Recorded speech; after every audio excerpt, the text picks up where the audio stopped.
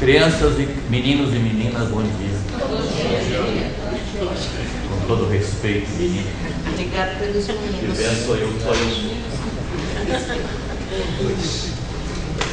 Tirando do nosso turno do tempo, nosso foi. Lembrando que há 46 anos atrás, eu ensinei esse corinho em igreja, portanto, quem estava aqui deve lembrar dele. Quem não estava depois, não deve lembrar dele. Nós colocamos, quando entramos em River from Moll em 1967, nós colocamos como o alvo principal dessa igreja oração e evangelização. Me lembro, a primeira mensagem que trouxemos aqui foi sobre a oração, o poder da oração. Uma igreja orando e evangelizando. Essa semana um pastor me perguntou, um pastor que era muito bem a ele, lá da igreja de Pinheiro, vendo o Anivaldo, ele perguntou qual foi o destaque do meu ministério. Eu falei, evangelização e oração. Ele diz exatamente o que eu procuro colocar na minha igreja, o pastor da igreja de Pinheiros. E então eu falei, sempre a minha mensagem sempre tem que conter alguma coisa de evangelização, toda a mensagem, mas não só a evangelização, a mensagem para a igreja também. De repente eu pregar uma mensagem para um culto de domingo à noite, uma mensagem de evangelização, não tem ninguém na igreja que precisa ser evangelizado, embora mesmo o crente precise ser evangelizado de vez em quando. Então continha sempre essas duas mensagens. E há um corinho que eu ensinei sobre isso, que diz o seguinte: Deus a todos chama para trabalhar, eis que o tempo é curto para semear. Pregue a Cristo com amor, fale dele sem temor. Quem irá aos campos anunciar? Quem lembra do corinho? Lembro da letra, a melodia não é seguida. Vem cá, Hamilton, por favor. O Hamilton já. Se eu estava aqui lembrando de corinho, só lembrava a última frase: anunciar. Aí o Hamilton tinha lá a lista de corinhos todos e ele lembrou. Vamos lá, Hamilton. Ou se alguém lembra a letra.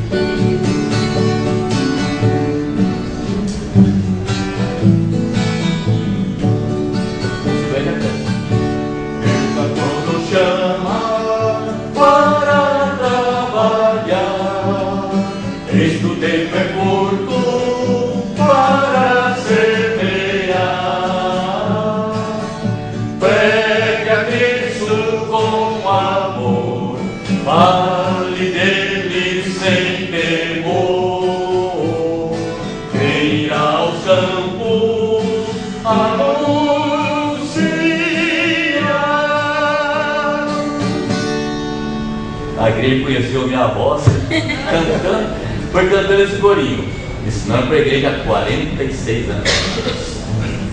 Uma vezinha? Olha lá, meu. Você não cantou para nós depois? Não. Que a gente não conhece. Deus a todos chama para trabalhar, eis que o tempo é curto para semear. Prega Cristo com amor, fale dele sem temor. Quem irá aos campos anunciar. Amém. Quem irá aos campos anunciar? Começando da sua casa. Começando da sua casa. Nossa lição de hoje, depois de 2 domingos, nós estamos de folga, né, Josefina? Estamos de volta aqui. E logo, logo também já estamos dando férias de novo. Já fomos avisados que o mês de julho, como acontece quase todos os anos, os professores de todas as classes ficam de férias. Sem receber, né? Acho que não vai pagar ainda. Férias sem remuneração. Já remuneraram a senhora uma vez? Não, né? Só Deus renumera a gente. Você abre a sua lição, além da lição, abre a sua Bíblia em 1 Livro dos Reis, capítulo 17. Na verdade, vamos começar com o capítulo 16, que é o casamento de Acabe. Mas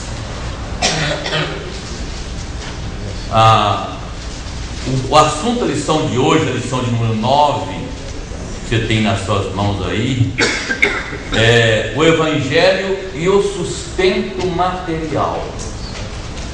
Tenho falado muito desse assunto, eu tenho vivido a minha vida agora nessa experiência.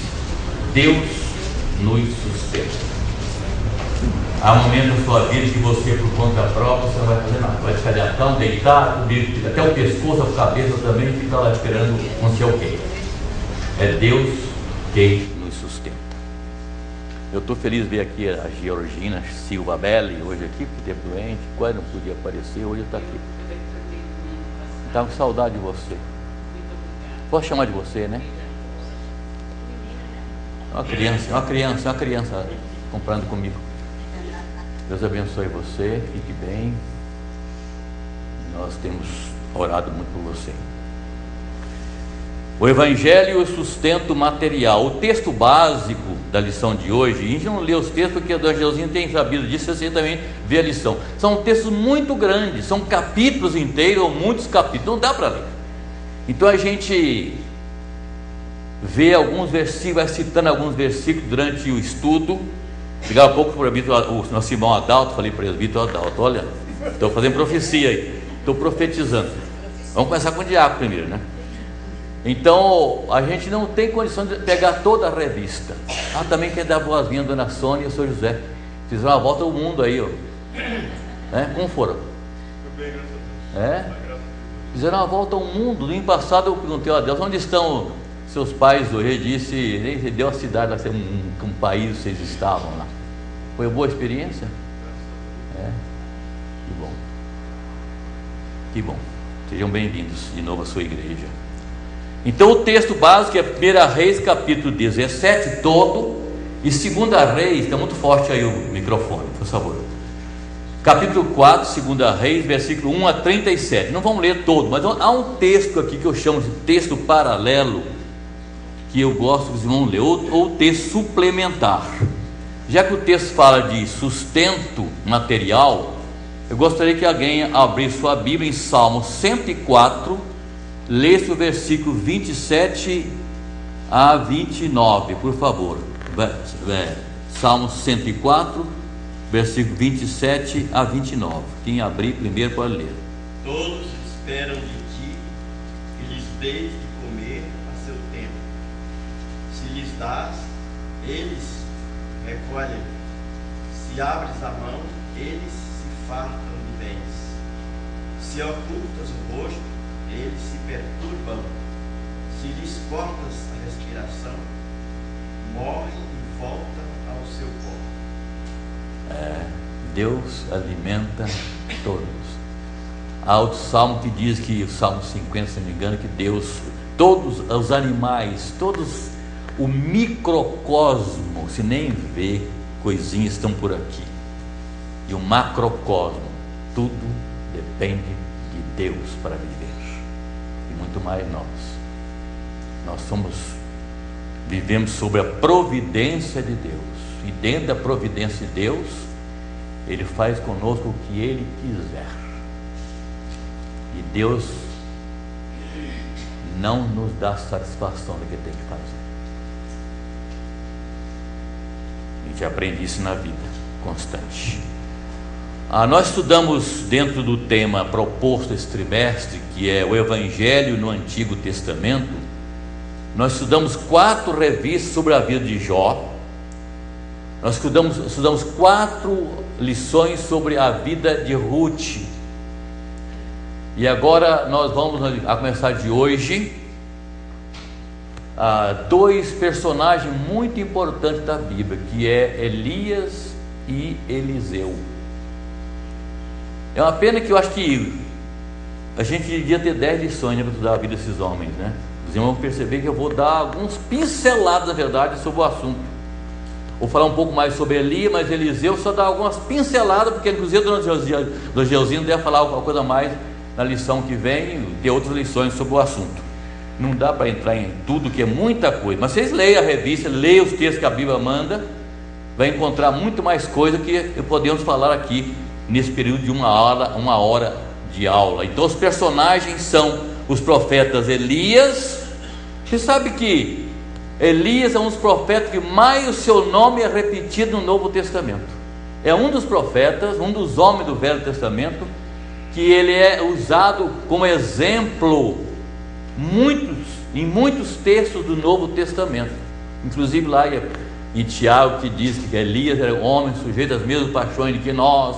Ele orou e por tanto tempo não choveu sobre a terra, por 3 anos e 6 meses. Só lá que está escrito isso, que lá onde ele fez a seca, não aparece quanto tempo foi, mas o escritor Tiago diz que são 3 anos e meio.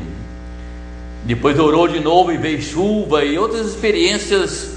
E entre essa expressão que ele diz: homem sujeito às mesmas paixões do que nós. Orou e não choveu, orou depois choveu. Significa que era homem como eu sou, como vocês são, né? Pessoas como nós somos, mas havia uma coisa diferente nele. Quem sabe a sua conexão com Deus tão perfeita, que às vezes falta a nós termos, viver essa vida tão em conexão com Deus, a ponto de eu intervir com a minha oração na natureza, como o caso de Elias fez. E Eliseu, alguma coisa seguinte: como é que Elias morreu? Uma pergunta meio curiosa, né? Hã? Ele não morreu. Ainda não? Ainda está velhinha ele.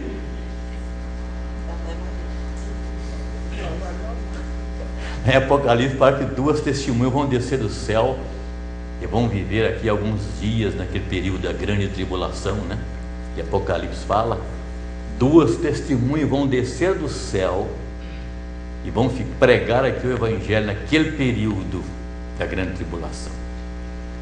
Mas esses 2 serão tão odiados pelo povo, tão odiados, de repente eles vão morrer. Eles vão morrer. Bom, se vão morrer, não morreram ainda, né? Quem está no céu que não morreu ainda? Não passou para a morte, desculpa. É Elias e Enoque. Será que são eles que vão descer aqui como testemunha? E eles vão morrer e os seus corpos ficam na rua, ninguém vai nem enterrar. Eles tinham tanta raiva desses 2 homens, a Bíblia fala que eles vão ficar sem enterrar. E de repente uma voz que todos vão ouvir-se: venha para cá. E os 2 ressuscitam e sobem. Está lá no seu livro, na sua Bíblia, leia isso aí. São coisas que me chamaram muita atenção. Eu fui muito apaixonado pela escatologia logo no início do meu ministério. Eu estudei muito a respeito da escatologia. Não sei nada sobre o assunto, mas estudei muito sobre o assunto. Um que exigia de mim isso, como pastor. E encontrei esses fatos interessantes. Falei: será que Elias e Enoque vão descer no tempo da grande tribulação para pregar o evangelho para as pessoas? Não sei, você sabe? Se souber, me conte, por favor, que eu não estou sabendo. Então, Elias, Eliseu, as vidas. Você vai encontrar mais recursos lendo os textos bíblicos, lá em Reis, você vai encontrar muito mais sobre o assunto. As vidas desses 2 homens, Elias e Eliseu, vão nos ensinar lições maravilhosas e consoladoras na área da provisão material de Deus sobre nós. E a promessa de Deus é exatamente esta: de que Ele provê cada dia, cada instante, as nossas necessidades materiais. E nós sabemos também que em todo sentido, todas as provisões em todas as áreas da nossa vida, não é verdade? Primeiro, porque nada temos, nada somos que não venha de Deus. Isso a gente já custa aprender isso na vida cristã. Eu aprendi muito cedo, quis descobrir isso. Não somos nada, não temos nada que não tenha sido provido por Deus. Não temos nada. Lembra aquela frase que eu citei há algum tempo aqui? Que um filósofo disse que Deus quer que nós sejamos ricos, mas que não sejamos donos de nada. Deus nos tornou ricos, mas não somos donos de nada, nem de nós mesmos. O apóstolo São Paulo diz: vós não sois de vós mesmos, vós fostes comprado por um bom preço. Aquela expressão que o mineiro gosta de usar, eu sou dono do meu nariz, está errado. Você não é dono do seu nariz, nem de nenhuma parte do seu corpo. Pertencemos a Deus. Do Senhor é a terra, a sua plenitude, o mundo e aqueles que nele habitam. O Evangelho de João 3,27. Alguém podia ler esse texto aí? Eu tenho alguns textos que eu pedi fora, mas o resto são todos os capítulos lá de Reis, se deixa aberto. João 3,27. O que a Bíblia diz aí? Jesus. Respondeu João: o homem não pode receber coisa alguma. Presta atenção. Que do céu não lhe for dada. Leia de novo esse texto. O homem não pode receber coisa alguma se do céu não lhe for dada. E quem sabe de cor está lá em João capítulo 15, versículo 5? Sem mim? Nada podeis fazer. Alguma coisa? Nada. O que é nada? Nada. Sem mim, nada podeis fazer.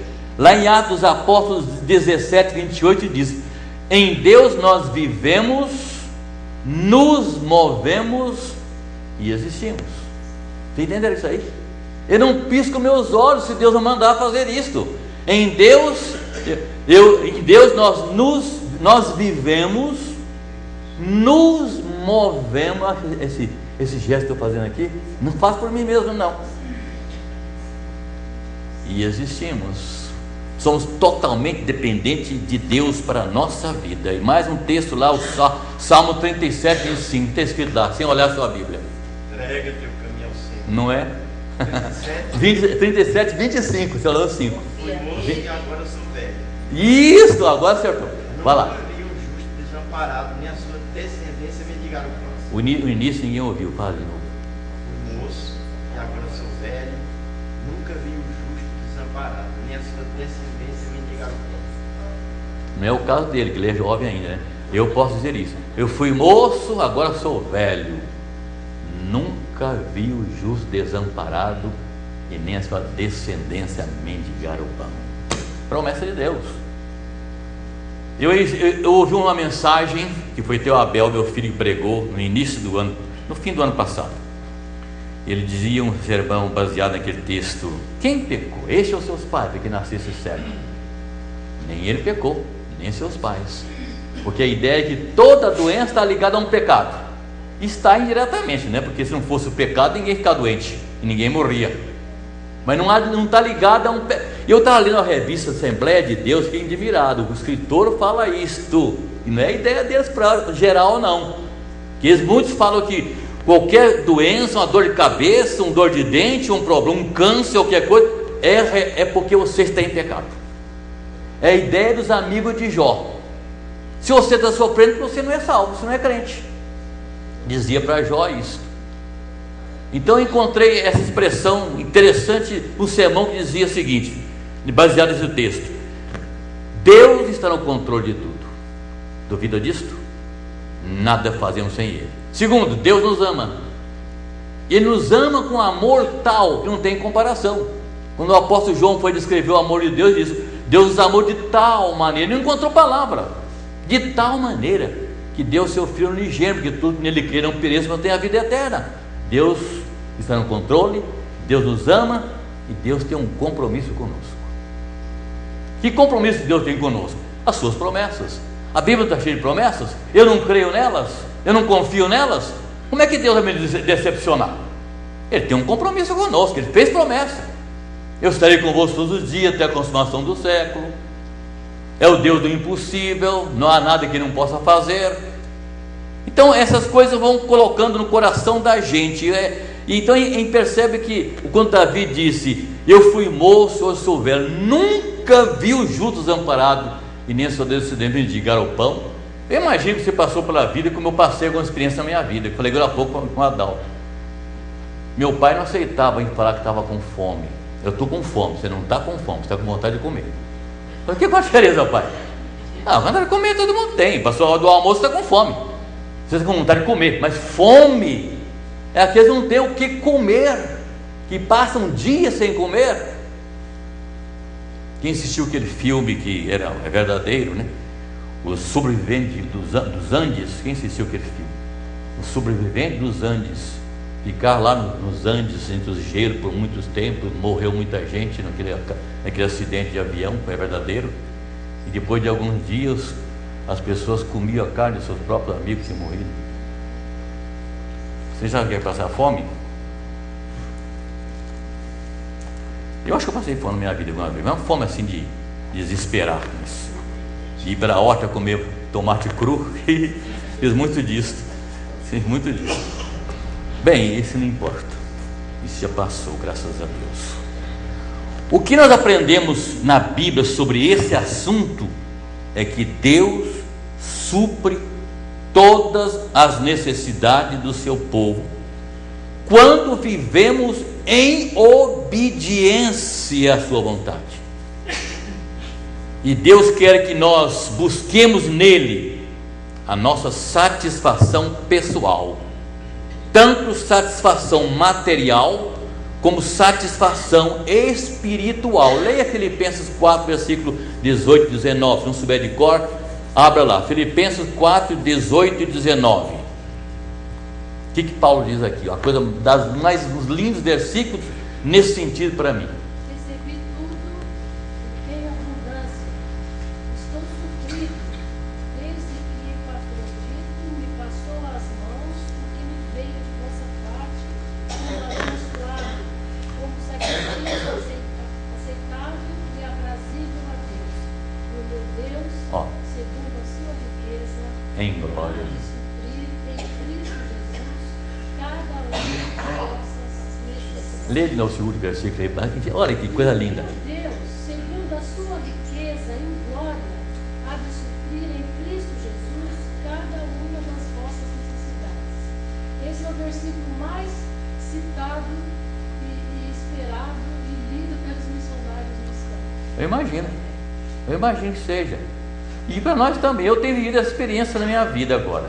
Deus tem suprido as nossas necessidades em Cristo Jesus, todas as nossas necessidades, todas as nossas necessidades. Bem, o nosso texto básico cita o capítulo 17, né? Lá, capítulo 17 de 1 Reis. Mas, como eu disse, na verdade, a nossa história hoje começa no capítulo 16 com o casamento de Acabe com Jezabel. Foi a desgraça de tudo. Vamos lá em Reis agora. Já que não lê o livro de Reis aberto aí, vamos ler alguns textos, alguns são meio grandinhos, de Reis. Agora 1 Reis capítulo 16, quem for ler vai ler bem alto, todo mundo ouvir, versículo 29 a 34, 1 Reis 16, 29 a 34, presta atenção nesse texto aqui, está o cerne do assunto que vamos tratar hoje. Acabe, filho de Omri, começou a reinar sobre Israel no ano 38º de Asa, rei de Judá, e reinou Acabe, filho de Omri, sobre Israel em Samaria 22 anos. Muito bem. Fez Acabe, filho de Omri, o que era mal perante o Senhor, Vê que tipo de Acabe era, hein? mais do que todos os que foram antes dele. Fez perante o Senhor pior que todos os reis antes dele. Como se fora coisa de somenos andar ele nos pecados de Jeroboão, filho de Nebate, tomou por mulher a Jezabel, filha de Etibaal, rei dos Sidônios, e foi e serviu a Baal e o adorou. Presta atenção, além de todas as coisas erradas que ele fez, ele fez a pior coisa, que foi casar com Jezabel. Vai lá, Neymar. Levantou um altar a Baal na casa de Baal que edificara em Samaria. Também Acabe fez um poste ídolo, de maneira que cometeu mais abominações para irritar ao Senhor, Deus de Israel, que todos os reis de Israel que foram antes dele. Em seus dias, Hiel, o betelita, edificou a Jericó, quando lhe lançou os fundamentos. Morreu-lhe Abirão, seu primogênito, e quando lhe pôs as portas, morreu Segube, seu último, segundo a palavra do Senhor, que falara por intermédio de Josué, filho de Nun. Lembra quando Jericó foi destruída por Josué?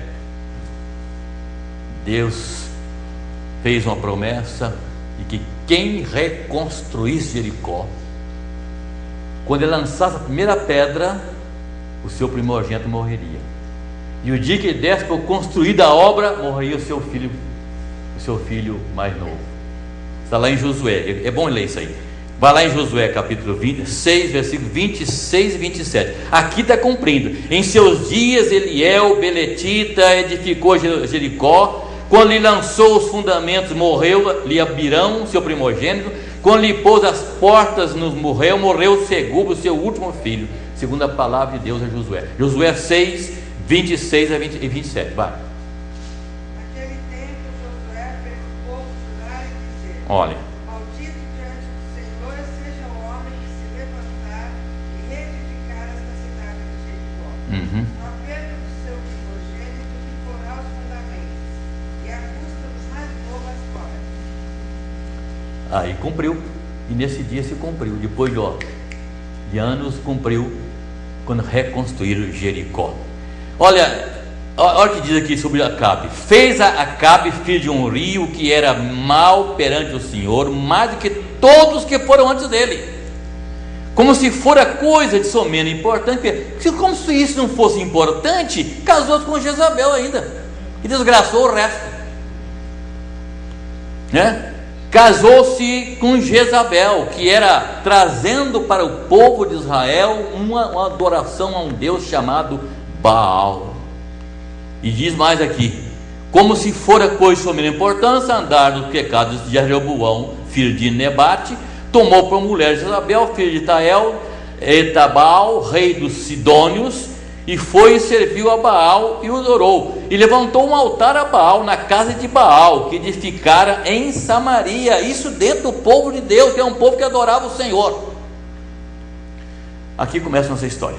Nós podemos afirmar, sem dúvida nenhuma, quem conhece um pouco, lendo a Bíblia, insistia muito a história do povo de Deus, pode dizer que aqui foi sem dúvida o fato que mais fez esse povo sofrer.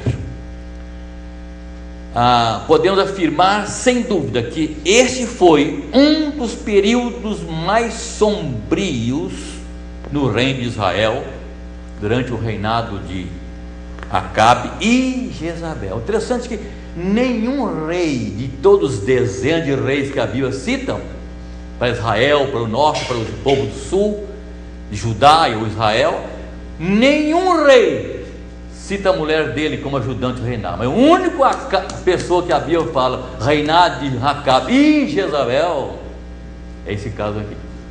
A mulher era terrível. A mulher era terrível. Como ela mandava em Saul, ela fazia tudo. Quando o marido não conseguia, o marido também era um bonachão, né? Quando ele quis pegar lá a chácara de Nabote, não conseguiu, foi chorar em casa. Chorando em casa, um homem chorando em casa, não conseguiu fazer um negócio. A mulher disse: o que aconteceu com você, rapaz? O que aconteceu? O Nabote não quis vender. Vai lá e toma, manda matar esse homem, toma para você. E foi feito isso. Naquele tempo as mulheres já mandavam. Conhece a história que chamaram todos os maridos? Mas hoje as mulheres mandam sorrateiramente. Só pensa que é assim, né? Só pensa, nós maridos achamos que não é assim, não. Deixa para lá. Eu sempre dizia para o meu genro, agora para o meu genro, que eu só tenho um agora. Eu dizia o seguinte: o marido deve sempre ouvir a mulher, se ela é inteligente. Se ela é burrinha, não. Minhas filhas são inteligentes, pode ouvi-las, né? Chamou-se alguém para formar filho de maridos. Conhece a história? Brincadeira, eu vi essa semana. Numa fila ficariam os maridos que eram mandados pelas mulheres. Foi uma fila imensa, virou o quarteirão. A outra filha, aquele que o marido mandava na mulher. Só tinha um na fila. Conhece a história? Não? Conhece, né? Só tinha um na fila. Aí chegou o responsável: mas que beleza, olha quantos homens são mandados pelas mulheres, e só você que é assim. Por quê? Não sei, ela mandou ficar nessa fila.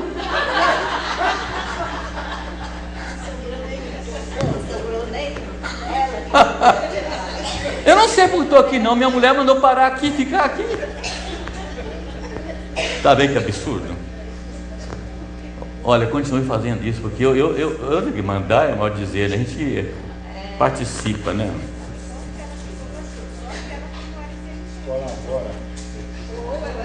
O assunto não é esse. Faz favor. O assunto é esse. Então eu fiquei. Eu vou repetir uma coisa aqui.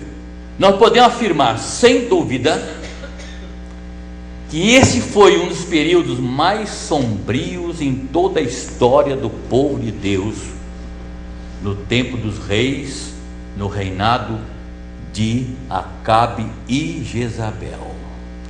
Ele reinou quantos anos? 22 anos, está no versículo 29, né? Reinou 22 anos, do ano de 874 ao ano 852 a.C.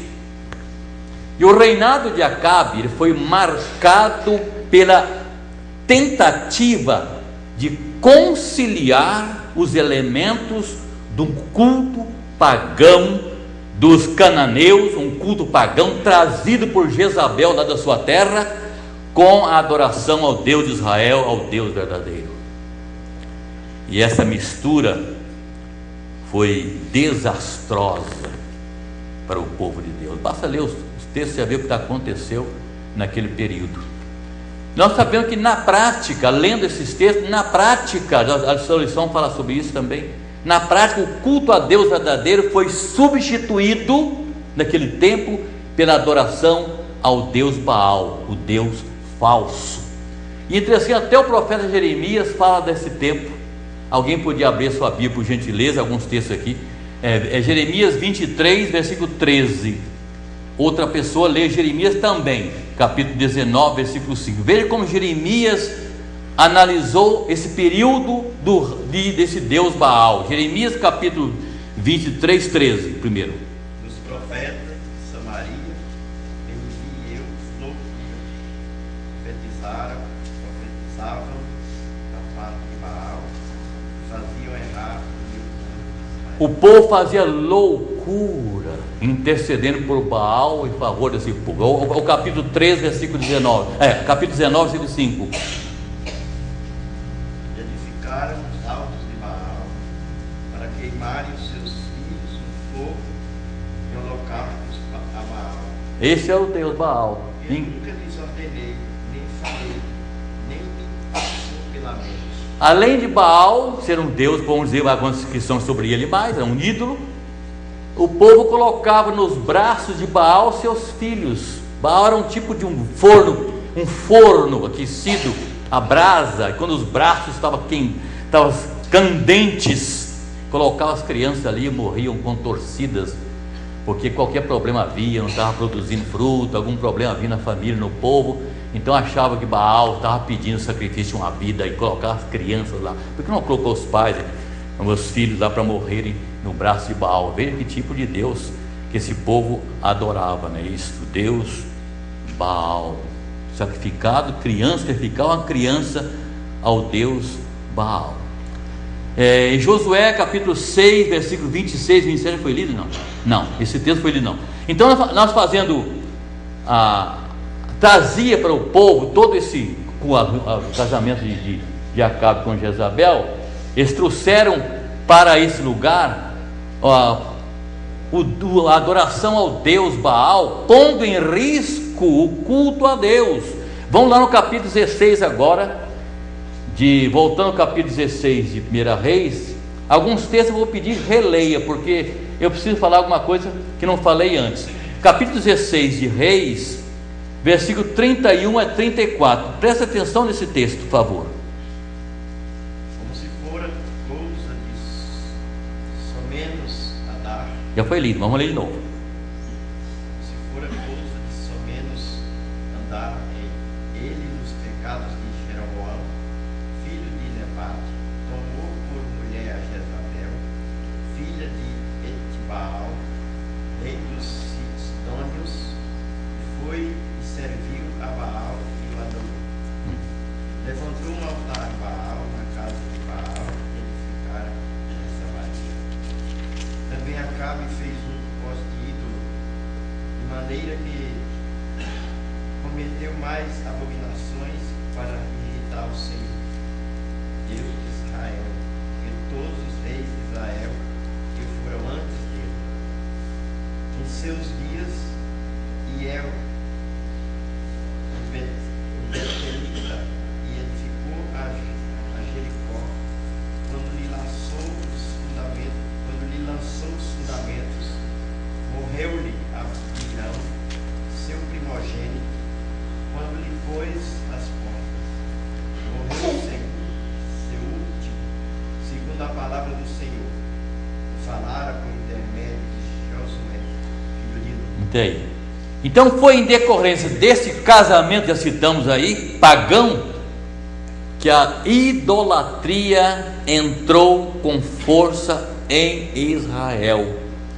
E foi o casamento de Acabe com Jezabel, foi um casamento, vamos dizer, arranjado politicamente, mas com as consequências espirituais.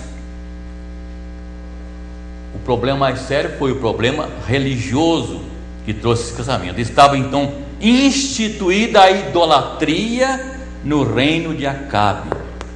E mais do que isto, sabe o que é? Instituir uma idolatria financiada pelo Estado. Essa idolatria era financiada pelo Estado, como acontece conosco hoje. Nós, os brasileiros, né? O governo financia o carnaval, o governo financia a passeata dos gays, e sempre em número muito maior que imagina, e outros eventos importantíssimos, fabulosos, com o nosso dinheiro. Acabe financiou a entrada da idolatria no seu reino com o dinheiro do seu povo. Então aqui, nessa altura do acontecimento, aparece Elias. E Elias aparece na vida de Acabe, no reinado de Israel, nesse período, fazendo uma profecia dramática. Capítulo 17, versículo 1. Qual foi a profecia que ele fez? Então Elias, presbítero, os moradores de Gileade, disse a Acabe: tão certo como vive o Senhor, Deus de Israel, perante cuja face estou, nem orvalho nem chuva haverá nestes anos, segundo a minha palavra. Isto. Olha, chega nas barbas de Acabe, que adorava o Deus Baal, e faz essa profecia: tão certo como vive o Senhor Deus de Israel, perante cuja face estou, nem orvalho nem chuva haverá nestes anos, segundo a minha palavra. Mas por que essa chuva? Por que essa seca? Qual o objetivo dessa seca? Note bem, aqui aparece então a Elias surgindo na história. Notem que ele estava profetizando não um fenômeno simplesmente meteorológico, mas era um fenômeno profético. Agora, o porquê dessa seca? Havia dois motivos. Primeiro, disciplinar o povo de Deus. Esse povo estava sem saber, agora no tempo de Josué, não sabia que Deus seguir. Então Deus fez com que viesse a seca, para que o povo sentisse na pele o sofrimento da seca. O outro objetivo era desacreditar Baal. Sabe por quê? Porque Baal era o deus do trovão, era considerado o deus do trovão, o deus do raio, o deus da fertilidade. Pensava os adoradores de Baal que ele comandava a natureza, ele fazia chover ou não chover. Aí veio Elias e profetiza a seca, e a seca durou 3 anos e meio, e mostrou que Baal era impotente sobre nada. Reverendo, aqui no texto de 1 Reis 17, tem a referência no rodapé, que é o que aconteceu em Tiago 5,17. E Tiago escreveu se referindo a profeta Elias. Não sei, falamos que ele era homem, seja de nós mesmos, nossas paixões. Está aqui. Como a Bíblia se interpreta pela Bíblia, Você sai de Reis, vai para Tiago. Aqui nos faz lembrar uma coisa interessante. Então a seca provava que Baal era um Deus impotente, porque o povo gritava que ele podia fazer chover. De repente chega alguém e não vai chover. Nos reporta lá para o tempo de Moisés, né? No tempo das pragas do Egito. Vocês sabem que as 10 pragas do Egito, cada um representa um Deus derrotado? Procura ver isso aí, foi interessante. Cada praga, a água transformar em sangue, os gafanhotos, a peste, a sarna, a morte primogênita, cada uma dessas 10 pragas, cada vez que uma praga acontecia, era um Deus do Egito sendo derrotado. É o que Deus quis fazer. Por isso que cada praga que acontecia, Faraó dizia: deixa o povo ir, e Deus endurecia o coração de Faraó. É mais uma coisa que nós não entendemos, né? Deus mandou Moisés tirar o povo do Egito. Cada praga impedia que o povo saísse, e cada praga que Deus fazia com que o povo arrependia e queria deixar o povo sair, Deus endurecia o coração de Faraó, para ele não deixar sair. Porque o que Deus queria fazer é que ele sofresse as 10 pragas, não uma nem duas só. E só na última, quando a morte dos primogênitos, ele autorizou o povo a sair.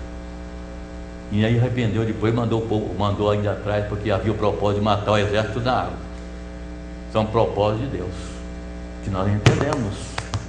E Deus não me dá explicação, nem a você nem a mim. A seca. E a seca provava, portanto, que Baal não era coisa nenhuma. Então Elias enfrenta agora, para provar que ele é o Deus, estava com o Deus verdadeiro. O que ele fez? Ele chamou os profetas de Baal. Eram muitos, eram quantos lá naquele encontro com ele, lá no Monte Carmelo? 400, né? 450 profetas de Baal. Foi lá para o monte. Você já conhece a história, não é isso? Vamos fazer aqui um holocausto, e o Deus que responder com fogo é o Deus verdadeiro. Então os profetas de Baal, olha como por isso que a Bíblia diz que a idolatria cega o homem. Eles não sabiam que adoravam um Deus falso? Então houve lá o holocausto, em que eles se clamaram de manhã até a tarde. Elias disse: vamos montar 2 holocaustos. Sobre um vocês vão pedir que Deus atue, e sobre o outro eu vou pedir que meu Deus atue. E o Deus que responder com fogo é o Deus verdadeiro. Olha bem, meus irmãos, uma coisa interessante. Os profetas de Baal aceitaram o desafio, porque eles achavam que o Baal ia responder mesmo. Nós não teria aceitado. Note como a Bíblia diz que a idolatria cega o homem. Eles aceitaram o desafio porque acharam que ia ganhar, e Elias sabia que não ia ganhar. E esses homens oraram, gritaram, retalharam seus corpos, pediram socorro para que Baal respondesse com fogo, que queimasse a lenha. Está lá aquele bração aberto, nada fez. Por isso o Salmo 115, tem mãos não apalpam, tem olhos não veem, tem ouvido não ouve, som nenhum sai da sua garganta. É o que as pessoas que adoram os ídolos são assim. Vão na porta da igreja, adoram aqueles ídolos, né? Adoram aqueles santos que não vão fazer coisa nenhuma, não escuta a sua oração. E depois e Elias ainda desafiava ainda, né? Ele estava abusando deles. Mano, grita mais alto, quem sabe seu Deus está dormindo. Grite mais alto. Eles gritavam. Aí não vai, vamos dar para o vencido. Aí chega Elias e diz: olha, isso aí está muito fácil, botar fogo nisso aí está muito fácil. Põe água em cima da lenha.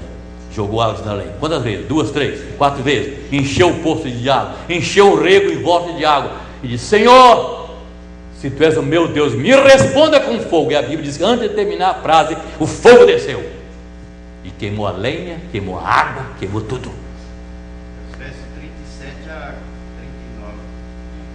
Então o desafio de Baal, de ir com a Baal, foi uma coragem imensa dele, né? Fazer uns desafios assim para Deus também é perigoso. Se Deus não respondesse a Elias nada, como ficaria? Mas Deus respondeu. e queimou. E o que Elias fez depois com os seus profetas aqui de Baal? O que ele fez com eles? Matou? Onde está isso? Está na Bíblia, essa foi boa, gostei de ver. Está lá em 1 Reis, capítulo 18, versículo 40. Se alguém quiser ler, pode ler. 1 Reis, capítulo 18, versículo 40. Disse Elias: lançai mão dos profetas de Baal, e nenhum deles escape. Lançaram mão deles, e Elias os fez descer ao ribeiro de Pison, e ali os matou. Ali os matou. E nós estamos uma coisa seguinte, meus irmãos, nós estamos fazendo por cima o assunto que é muito comprido, muito complicado, muita coisa. Todos esses momentos da vida de Elias, vamos ver alguma coisa mais ainda que o tempo der. Deus demonstrou em todo momento a sua presença na vida de Elias, provendo para ele o seu sustento espiritual, o seu sustento material. Deus, o significado da palavra Elias é: Deus é o meu Senhor, ou meu Deus é o Senhor e não há outro. Este foi o tema do ministério profético de Elias: meu Deus é o Senhor. Este foi o seu tema. É a mesma confissão de Pedro, né? Lembra quando Jesus pregando seu sermão e as pessoas foram saindo, de repente ficou lá só os discípulos, vão estar embora também, mas está com vergonha, e disse: quereis vós também ir embora? Não precisa de vocês. Quereis vós também retirar-vos? Aí Pedro faz aquela declaração maravilhosa: para quem iremos nós? Só tu tens palavra de vida eterna. É a mesma experiência que viveu Elias, que nós vivemos como crentes. Tu és o nosso Deus, para onde nós iremos? Nós não temos outra opção. Ou nós ficamos com Deus e as coisas não estão boas nada, estão passando problemas difíceis na nossa vida, ou então vamos descambar. E muita gente tem feito isso, que às vezes Deus demora a responder as orações da gente. Às vezes Deus, como diz lá Asaf: até quando, Senhor, eu tenho que clamar ao Senhor? Para sempre o Senhor não vai me responder? Até quando eu tenho que aguentar essas coisas todas, Senhor? Até quando? Para sempre. É a reclamação de Asaf. E aqui encontramos a reclamação dele também aqui no Salmo 74. Daqui a pouco eu acho que eu vou citar esse versículo, nem sei se vou ou não. Então é o seguinte: para quem iremos nós? Só tu tens palavra de vida eterna. O salmista, no Salmo 16, versículo 2, diz: tu és o nosso Senhor, outro bem não possuo senão a ti somente. O ministério de Elias foi um ministério em defesa do culto a Jeová, na época em que Acabe e Jezabel estavam promovendo o culto a Baal. E o capítulo 17, versículo 1, já lemos. A minha pergunta é o seguinte: quantos anos durou a chuva? Quanto tempo durou sem chuva, perdão? 3 anos e meio. 3 anos e meio, mas não está aqui em Reis, viu? 3 anos. Em nenhum lugar aqui falou da chuva, falou o tempo. Mas está lá naquele versículo que você citou agora há pouco, lá em Tiago 5,17. Que o tempo da chuva foi 3 anos e 6 meses, né? O tempo da seca foi 3 anos e 6 meses. Aí veio chuva sobre a terra. Nem orvalho e nem chuva. Olha bem a expressão aqui: nem orvalho e nem chuva. A gente aqui em São Paulo não percebe muito orvalho, né? Eu percebo muito orvalho quando eu estou lá em Atibaia. Mesmo tempo seco, mas seco, não chove há dias. À noite, no dia seguinte, a grama é molhadinha, não dá nem para cortar, enquanto o sol não vem. Até 10 horas da manhã. É, tudo molhado. Mas e quanto mais o tempo vier sem nuvem, sem nada, claro o sol, o céu, mais orvalho cai. Mas o que Elias profetizou é que não haveria nem chuva e nem orvalho. Era a palavra de Deus por meio de Elias. Lembremos novamente que Baal era o deus da vida, Baal era o deus da fertilidade, de modo que a seca profetizada por Elias desmentia a suposta capacidade de Baal de controlar as condições do tempo. A profecia estava feita. E agora? Uma hora chega lá, o profeta Elias chega lá e diz para Baal, diz para Acabe, que vai mandar fazer com que, em nome do Senhor, que não chova durante todo aquele período e nem haja orvalho. O que Acabe e Jezabel ia fazer com esse homem? O que procuraram fazer mesmo? O que fizeram? Eles procuraram fazer? Procuraram como se procura uma agulha no palheiro para matá-lo. Matou um mundo de profetas e procurou Elias. Elias entrou em depressão. Isso é muito interessante falar isso, porque eu já ouvi até pastor dizer que depressão, o crente não fica depressivo. Meu Deus do céu, depressão é uma doença. Claro que o crente pode ficar depressivo. Isso é comum, tem que tratar, tem que buscar remédio. Isso é comum. Você já teve alguma depressão na sua vida? Se dizer para mim, não, mas eu já tive algumas vezes, sabe? Me curou com Deus, sem remédio. Botar a coisa em dia. Depressão é uma coisa tremenda. E Elias teve, ele fugiu. Depois de fazer tanta coisa bonita e com medo de Jezabel, Jezabel disse: você matou meus profetas, eu vou te matar até amanhã, você também estará morto. Ele caiu fora, depressivo, pediu a morte. Olha como uma pessoa pode virar de um momento para o outro a sua intenção. Deus abençoou, fez com que ele fez maravilha, fez coisas maravilhosas. De repente, porque ele é ameaçado, ele cai em depressão e pede para Deus matá-lo para enfrentar aquilo. Foi preciso ir lá na caverna, Deus chegar, o seu anjo chegar e dizer o seguinte: que faz aqui, Elias? Levanta daqui, vai trabalhar, vai fazer as coisas. Mas isso aconteceu com o servo de Deus, nem orvalho, nem chuva. Aí então, nessa situação toda que acontecia, surge a providência de Deus para prover o sustento para o profeta Elias. Vamos ao capítulo 17 de novo, versículo 2 a 6. Olha o que diz aqui: veio-lhe a palavra do Senhor dizendo: retira-te daqui, vai para o lado oriente, esconde-te. Esquisito, né? Junto ao torrente da Querite, fronteira do Jordão, beberás da torrente, e ordenei aos corvos que ali mesmo te sustêm. Foi, pois, e fez segundo a palavra do Senhor. Retirou-se e habitou junto ao torrente de Querite, fronteira ao Jordão. E os corvos lhe traziam pela manhã pão e carne. Que tipo de carne esse corvo trazia? Como também pão e carne ao anoitecer. E bebia da torrente do rio. Mas passados dias a torrente secou, porque não chovia sobre a terra. Providência de Deus. De maneira muito estranha, de maneira muito incompreensível, Deus cuidou de Elias, mandando lá para aquele lugar deserto, longe de qualquer recursos humanos, os corvos voando, levar comida para ele, e ele bebia da água da fonte, e a comida que os corvos levavam era carne. Que tipo de carne? Que tipo de carne será, hein? Falar nisso, semana passada nós fomos comprar, minha esposa comprou uma carne no mercado, aquelas que vem lá colocada já prontinha, né? Já coisa embutida. Quando se abriu aquilo, aí uma pessoa conhecida, levei lá e falei: olha, essa carne tá podre, mas está no congelador, está aí no refrigerador, no mas não estava no gás.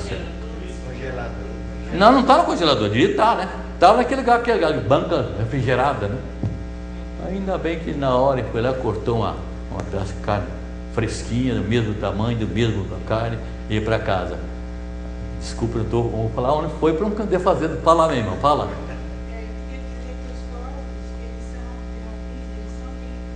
Ah, é? A gente fala a verdade que os corvos, né? É os corvos ou os corvos? Tem que entender mais de português aí. O plural é corvos. É corvos? Dependendo, hein?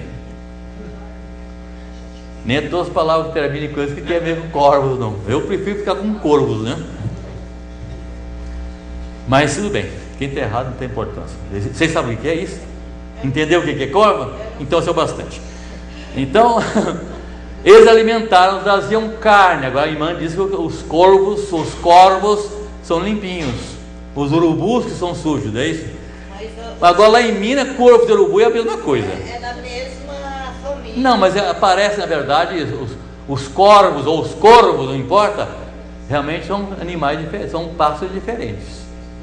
São diferentes, sim. Mas eu não sei qual deles que levava carne para Elias, mas levava carne, né, para Elias. E ele assava aquilo lá, já ia cozido, não sei como é que é. O que é importante nós temos que saber, ali estava a providência de Deus na vida de Elias. O nosso tema é exatamente o Evangelho e o sustento material que Deus fez para com Elias, Deus fez para com Eliseu e Deus faz para conosco. Surgiu a providência de Deus. Logo após o anúncio de que haveria a seca, o que Deus fez com Elias? Cai fora. Você imagina a fúria que Acabe ia ficar em Jezabel, como realmente demonstrar em seguida? Então, por quê? Há dois motivos aqui para a fuga dele. Há dois motivos importantes. Primeiro, para preservar-lhe a vida. Deus diz: sai daqui, vai lá para onde vou te mostrar. E mostrou lá para esse longo lugar lá, caminhou muitos dias. Você vai ser protegido lá, vai lá, eu vou te mandar comida para você. Porque acontece o seguinte, meus irmãos, a fuga aqui tinha dois propósitos. Primeiro, porque ele anunciou uma coisa drástica, ele anunciou a catástrofe para o reinado de Acabe. E então tinha que fugir e proteger-se de Acabe e Jezabel, porque estavam furiosos, ia matá-los, é claro, como matou todos os profetas, outros profetas. Porque na verdade é o seguinte, acontece conosco hoje: os inimigos do Senhor não suportam serem confrontados. E no versículo 3, Deus diz para ele o seguinte: esconde, retira-te daqui, vai para o lado oriental e esconde-te junto à torrente de Querite, fronteira do Jordão. Esconde-se. Era para preservar a vida do profeta. Meus irmãos, muitas vezes para a gente vencer, a gente precisa fugir. A Bíblia diz: fugir da aparência do mal. Há muita gente infiltrada em problemas tão sérios na vida moral, social e qualquer outra, porque não fugiu da aparência do mal. O Leão Bonaparte dizia que muitas vezes a vitória está na retirada. Mas então, é muito bom isso aí. Muitas vezes é isso. Fugir, fuja, esconda-se. Então eu estou dizendo que muitas vezes nós precisamos esconder, é preciso fugir da aparência do mal. E quando não puder fugir, resistir. Resistir o diabo. Quando é que eu tenho que resistir? Quando eu não posso fugir. E é uma coisa maravilhosa, parafraseando isso e concordando com isso, lá no capítulo 6 de Efésios, quando fala das armaduras do crente, eu não sei se perceberam, todas as armaduras que estão lá estão protegidas à frente do crente, nada às suas costas. Não há nenhuma proteção para as costas. É escudo, que é para pôr à frente, espada, capacete, mas não há nenhuma proteção para as costas. Interessante isso aqui, vocês já perceberam isso? Sabe por quê? Nunca dê as costas para o inimigo. Nunca dê as costas para o inimigo.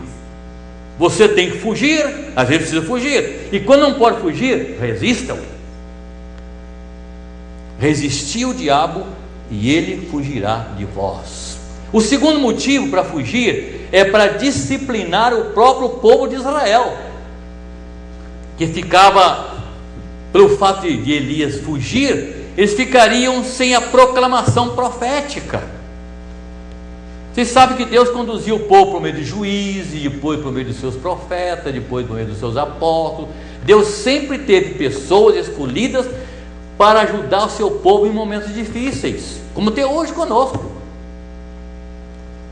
Então, o povo perdia com a ausência de Elias, fugindo, escondendo-se. O povo se privava da sua palavra, da sua mensagem, numa hora tão necessária de orientação, naqueles momentos sombrios em que viviam. Leia lá 1 Reis 18, 21, quem tiver aberto aí, se puder ler, 21, o que diz aí? Então Elias chegou a todo o povo e disse: até quando cocheareis entre dois pensamentos? Se o Senhor é Deus, segui; se é Baal, segui. Porém o povo nada lhe respondeu. Isso aqui é parecido com quem fez isso, hein? Em algum lugar. Em algum lugar. O que ele diz aqui? Por que vocês ficam cocheando, ficam discutindo, conversando entre dois pensamentos? Se o Senhor é Deus, seguiu; se é Baal, seguiu. Porém o povo nada lhe respondeu. Quem fez esse desafio em algum momento na história do povo de Deus? Josué. Escolhei hoje a quem servais: aos deuses amorreus, aos deuses além do mar. Eu e a minha casa vamos ficar com o Senhor. Há um momento na vida que nós temos que tomar decisões, em situações religiosas ou familiares ou qualquer outra coisa. Tomar decisões, não podemos ficar discutindo. Tomar decisão e pedir orientação de Deus para que essa decisão seja. É o primeiro sinal que deu, né? Estão encerrando. Então note bem, a exclamação do Asaf também está aqui. Aqui é o Salmo 74, 9. Se alguém quiser ler, Salmo 74, 9. Asaf faz uma reclamação nesse sentido, a respeito de estar longe da palavra de Deus. Elias ficou escondido, o povo foi punido por causa disto, porque o povo teve que tomar decisões sem a orientação de Deus. O objetivo também era desacreditar Baal, e Asaf fez alguma coisa nesse sentido. Asaf 74, Salmo 74, versículo 9. Já não vemos os nossos símbolos. Olha. Já não há profeta, nem entre nós quem saiba até quando. Não há mais sinais entre nós, as coisas de Deus. Não há mais quem pregue o Evangelho. Nós estamos sozinhos, estamos perdidos. É a situação do povo, e Deus queria que o povo exatamente sentisse isso. Então veio a exclamação, aí vem então o arrependimento. O arrependimento está aqui no capítulo 18, versículo 38 e 39 de Reis. Então caiu fogo do céu e consumiu o holocausto, e a lenha, e as pedras, e a terra, e ainda lambeu a água que estava no rego. O que, vendo todo o povo, caiu de rosto em terra e disse: o Senhor Deus, o Senhor é Deus, o Senhor é Deus. Talvez a gente tenha que chegar, nós como crentes, talvez chegar a essa posição de tomar uma decisão. Ou nós ficamos com o Senhor, ou vamos viver nossa vida cristã ao léu, como viver nosso jeito, nossa maneira de ser. Eu não posso ser crente da minha maneira, eu não posso servir a Deus da minha maneira, eu não posso prestar culto a Deus do meu jeito, do jeito que o Senhor quer. A gente tem que tomar decisões para podermos agradar ao nosso Deus. Então, lamento os seus pecados, o povo aqui se arrependido, clama a Deus. E ali o profeta então foi sustentado por corvos, né? Apesar do isolamento que de Elias, o Senhor proveu sua maneira incomum e miraculosa para sustentar e prover a necessidade do profeta Elias, como fez com o povo do deserto, preparando o maná durante 40 anos. O povo estava no deserto, agora o povo aqui já estava na terra prometida, vivendo na terra prometida, habitando a terra prometida, e Deus estava provendo o povo. Mas o esperado aconteceu. O que aconteceu? As águas do rio secaram. E agora? Ele comia carne e bebia água do riacho. De repente o riacho secou, porque todos os rios secaram depois de 3 anos e meio de chuva. Aí Deus dá uma outra ordem esquisita para Elias. Qual foi? vai para Sarepta, que era Sarepta, da onde veio Jezabel. Vai para Sarepta e procura uma viúva que é riquíssima para te cuidar de você. É isso? Pobre. E quando Elias chega naquela cidade, encontrou a mulher, a pobrezinha estava catando os cavacos, né? Catando lenha para fazer um fogo. Ele disse: ó mulher. Ela disse: estou aqui pegando essa lenha, vou fazer um fogo e vou fazer o último bolinho que tem em casa, um pouco de farinha, um pouco de óleo. Vou fazer um bolo para mim e para meu filho, e quando comer esse pãozinho morremos. Ele disse: não, vá lá e faça. Vá lá e faça. Ele disse: vou fazer sim, só tem uma coisa, faz primeiro para mim. Que coisa, mas fala a verdade. Se eu falasse isso, eu ia falar um pontapé, pode ter certeza disso, né? Vai e faça primeiro o bolo para mim. Ela discutiu? Ela não discutiu. Agora eu pergunto, por quê? O que Elias representava ali? Deus, muito bem. E primeiro, o reino de Deus e a sua justiça. E ela entendeu muito bem disso. Ela foi lá, fez um bolo, pedacinho, e trouxe para Elias. E quando ela voltou lá, a farinha da panela estava crescendo, né? Tinha lá, não pegava. O azeite estava bastante. E ela viveu durante todo o tempo da seca. Não faltou a farinha na panela e nem o azeite na botija. Neste momento aí o homem mandou, né? Que a mulher obedeceu. Mas não era a mulher dele. A gente muda a mulher dos outros. Ele mandou Não, a gente é muito difícil. Ele falava da parte de Deus, né? Claro, ela entendeu isso. Uma coisa interessante, essa mulher nunca tinha visto Elias nunca tinha visto essa mulher. São coisas que Deus prepara. Lembra quando Jesus diz: vá a tal cidade e prepara o lugar para nós comemorarmos a Páscoa? Vai encontrar um homem com um cântaro nas costas. Já viu um homem carregando água? Ninguém, era a mulher que carregava. É alguma coisa visível. Vai encontrar na cidade um homem carregando um cântaro de água. Primeira coisa é o seguinte: claro, sabia muito bem, um homem é aquele mesmo, que ninguém carregava água, as mulheres carregavam. Deus prepara as coisas. Ele disse: o Senhor vai preparar, vou preparar na sua casa o lugar de Jesus e dos seus apóstolos comemorar a Páscoa. O homem não fez objeção nenhuma, foi para casa e entregou a casa, lá o cenáculo, para ir trabalhar. Assim é a mesma coisa aqui. Deus prepara as pessoas. Como é que ele conheceu aquela mulher, que era aquela mulher? Por que ela conheceu em Elias o homem de Deus e mais tarde reconheceu isso? El Shaddai. Deus provê todas as coisas. Deus, o El Shaddai. Muito bem. Meus irmãos, então, agora o povo estava... não, isso aqui não. Então aí vem a outra ordem de Deus. Já estava tudo lá, acabou a água, não tinha mais jeito de comer. E Deus deu outra lição, outra ordem a Elias: vá para Sarepta e encontrarás uma viúva pobre, que irá te sustentar. Outra ordem completamente estranha. No capítulo 17, versículo 8 e 9. Está aqui: então lhe veio a palavra do Senhor, dizendo: dispõe-te e sai, vai a Sarepta, que pertence a Sidom, e demora-te ali, onde ordenei uma mulher viúva que te dê comida. E aí ele fez esse desafio, propõe a ela, a viúva, uma prova de fé. Faça primeiro para mim, depois para você e seu filho. E ela fez, e nós vemos lá o resultado disso.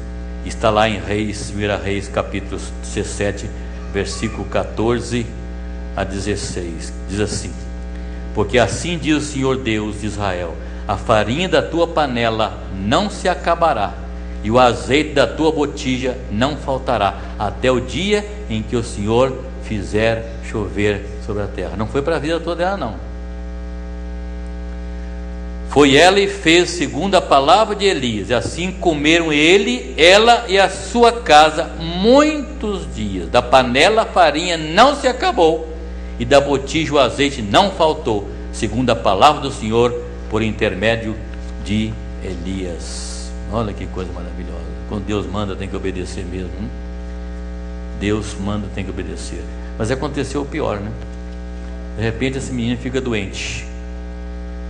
Depois disso adoeceu o filho da mulher, da dona da casa, e a sua doença se agravou tanto que ele morreu.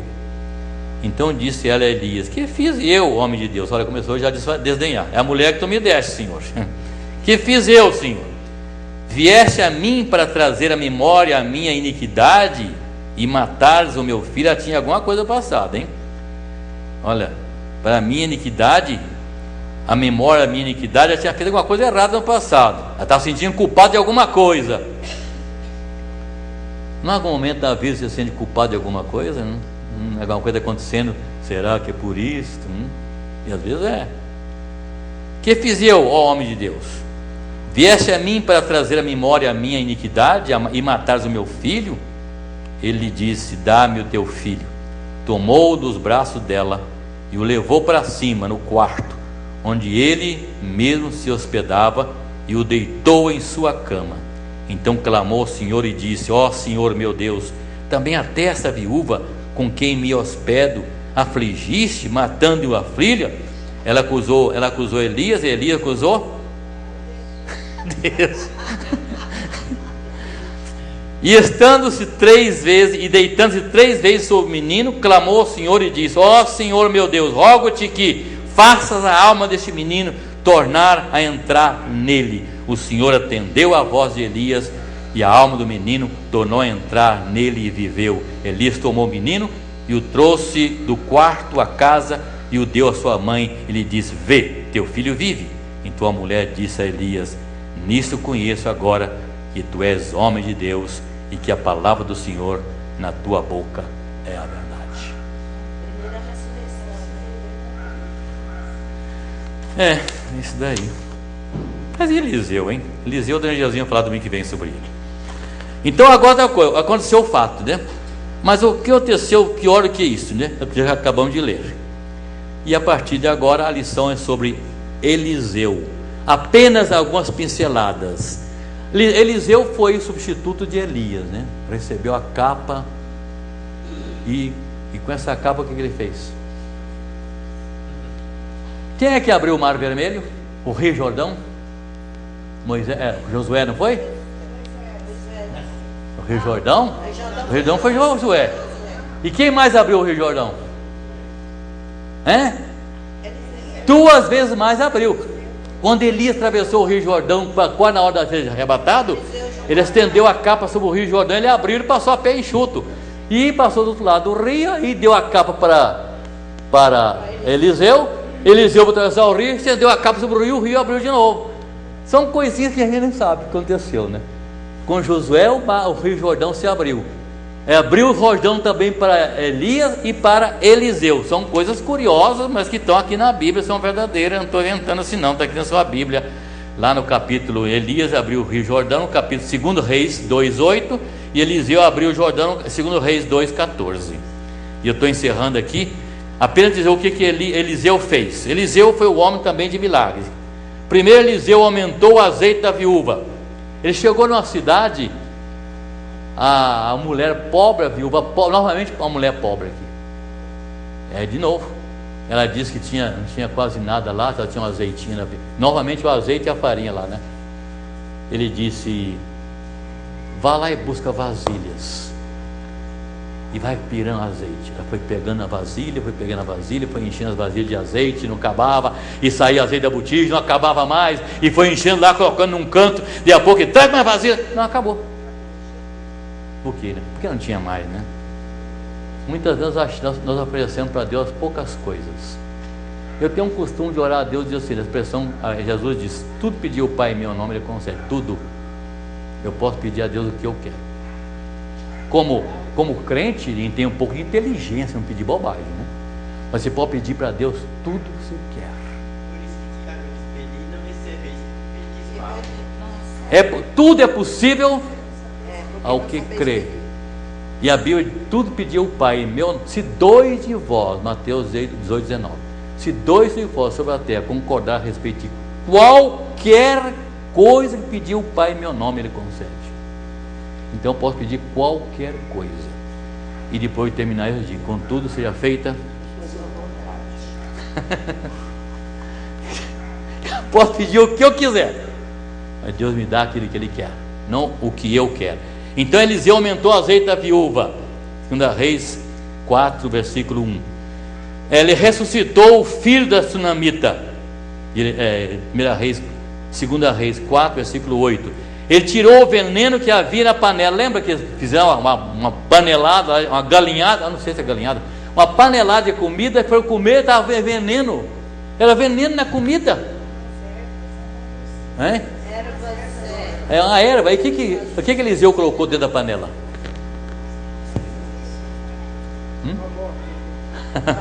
Ele disse: a morte na panela. O pastor Heber, Deu um sinal já? Já deu, né? o Heber do programa para ele pregou sobre esse tema. O veneno Estava na panela. Na panela. Tirou o veneno que havia na panela, multiplicou o pão.